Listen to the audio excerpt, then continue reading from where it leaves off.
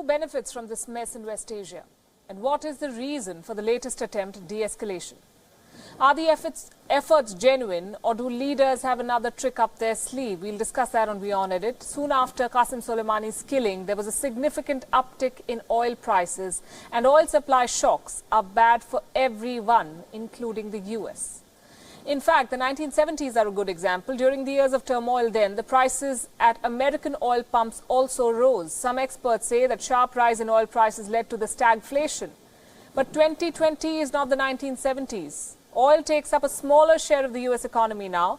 America is a much larger producer of oil now, and a rise in prices suits the US more than others. The domestic economy of the US is in the pink of health. They added 1,45,000 jobs in December. Besides, tension and conflict is good news for the US arms industry.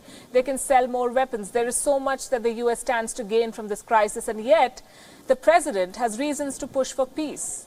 The wars in Iraq and Vietnam took a toll on the US economy. An outright war with Iran will be difficult to win, not to mention it will also be costlier.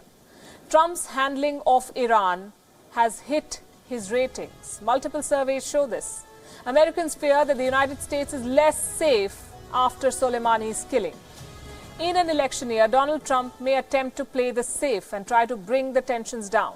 Meanwhile, neighbor Canada can in fact take a lesson from this conflict. This is a moment of sorrow for Canada. Justin Trudeau, the Prime Minister, has sought accountability and de-escalation. Canadian teams have reached Tehran to conduct a thorough investigation. 35 years ago, though, Canada itself did not conduct such a thorough probe. In 1985, Canada witnessed one of the worst terror attacks in aviation history.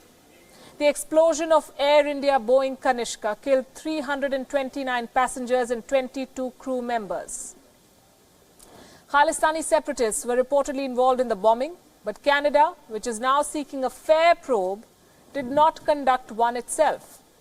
The investigation and trial of Kanishka bombing went on for 2 decades. In the end, the bombmaker was slapped with a 10-year sentence.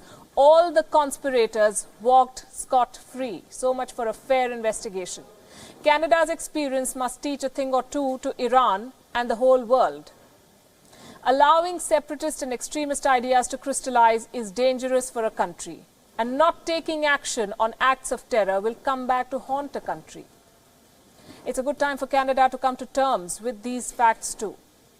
That is not to say that Iran does not owe Canada and the world a thorough investigation. They should conduct one. Authorities who shot down a passenger plane must be punished. It's the least that Iran can do at the moment.